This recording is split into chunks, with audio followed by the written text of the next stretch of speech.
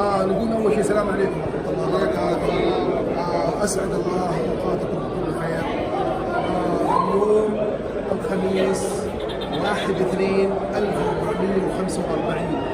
المناسبه مناسبه الشاب عبد الله السديري. يقول ألف مبروك. اللقاء مع أحد الأعمدة وأحد رجال الواجب وأحد رجال التكليف وأحد الرجال اللي ما تغيب عنهم المناسبات إلا لظروف اضطرارية، أخوي مختار السديري أبو طلال. نقول ألف مبروك يا أبو طلال بهذه المناسبة. الله يسعدك. إيش الكلمة اللي يقولها أبو طلال للعريس والحضور وكل ما يشرف هذه الليلة؟ الله يسلمك ويبارك فيك، نقول له كل عام وانتم بخير ان شاء الله. نسال الله ان الله يوفق العريس ان شاء الله. اي والله عقبال عندنا وعندكم ان شاء الله، شرفتمونا الجميع في هذه الليله الكريمه. نسال الله سبحانه وتعالى ان يوفق الجميع ان شاء الله. عقبال عندنا وعندكم ان شاء الله. الله يعطيك العافيه. بارك الله فيك ابو عبد الرحمن. الله يبارك فيك. الله يبارك فيك.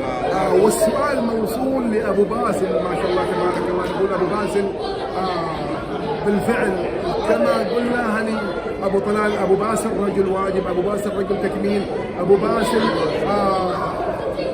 ما يغيب الا بظرف.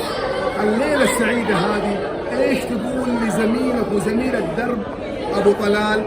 ما شاء الله تبارك الله. اول شيء السلام عليكم ورحمه الله وبركاته. وعليكم السلام ورحمه الله. اسال الله العظيم رب العرش العظيم ان الله يوفقه ويسهل والف مليون كل الطلب.